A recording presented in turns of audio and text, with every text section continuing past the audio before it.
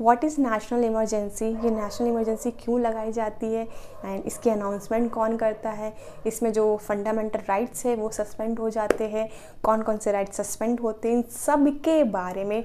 So guys आइए इसको हम लोग डिटेल में पढ़ते हैं जिससे कि हमें इन सब के क्वेश्चंस के आंसर्स मिल जाए। तो मेरे साथ बने रहिए। हे एवरीवन, मैं हूँ Renu Verma and welcome to my channel. So guys I hope आप सब लोग बहुत ही अच्छे हो गए, स्वस्थ हो गए, खुश हो गए।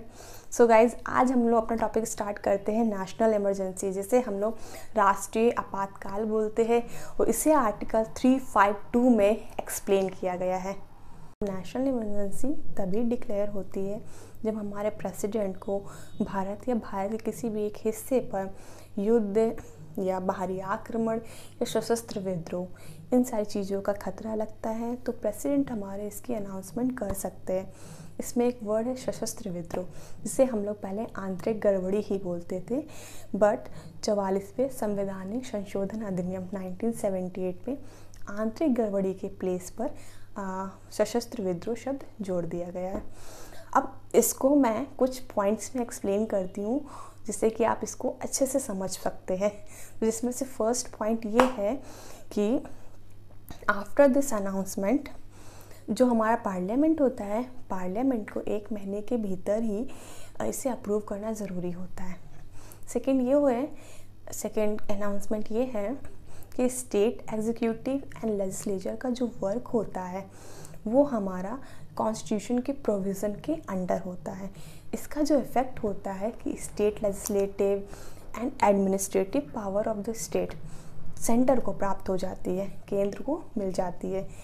And under this parliament make it own rules on state subject, because कि ये जो पावर होती है ये पावर किसी ऐसी एनी अदर बॉडी को या अथॉरिटी को नहीं दी जा सकती है या नहीं दी जाती है। तो parliament make it own rules on state subject. Next ये होता है कि इसमें हमारे जो स्टेट है एंड सेंटर के बीच के जो रिलेशन होता है उनमें काफ़ी चेंजेस होने लगते हैं, बहुत सारे चेंजेस आ जाते हैं। नेक्स्ट पॉइंट ये है कि हमारा जो लोकसभा है, लोकसभा इस अनाउंसमेंट को विथड्रॉ करने के लिए रेजोल्यूशन पास कर सकती है। एंड नेक्स्ट स्टेप ये है कि इसमें जो हमारे भारत के नागरिक हैं उनके जो फंडामेंटल राइट्स होते हैं, तो आर्टिकल 19 के तहत जो भी फंडामेंटल राइट्स प्रदान किए जाते हैं वो सब सस्पेंड हो जाते हैं। सिर्फ और सिर्फ आर्टिकल 20 एंड 21 सस्पेंड नहीं होते हैं।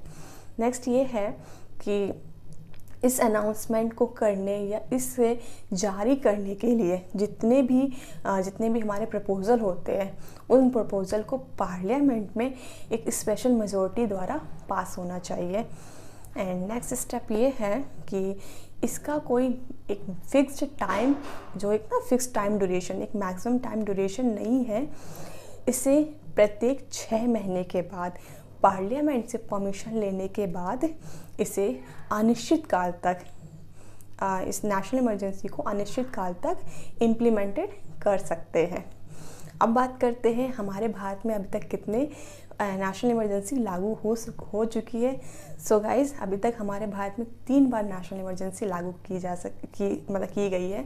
इसमें से फर्स्ट ये है कि उत्तर पूर्वी सीमा पे जब चीन के द्वारा आक्रमण हुआ था 1962 में, तब ये नेशनल इमरजेंसी की घोषणा की गई थी। नेक्स्ट ये था 1971 में जब पाकिस्तान के खिलाफ युद्ध हुआ था, तब नेशनल इमरजेंसी की घोषणा की गई थी। नेक्स्ट है कि आंतरिक अव्यवस्था के कारण जून में 1975 में नेशनल इमरजेंसी की घोषणा की गई थी। तो अब तक हमारे भारत में 3 बार नेशनल इमरजेंसी लगाई जा चुकी है। सो गाइज़ आई होप आपको ये वीडियो समझ में आया हो और आपको नेशनल इमरजेंसी भी अच्छे से समझ में आ गई हो। अगर आपको ये वीडियो पसंद आता है तो प्लीज़ लाइक ज़रूर करिएगा।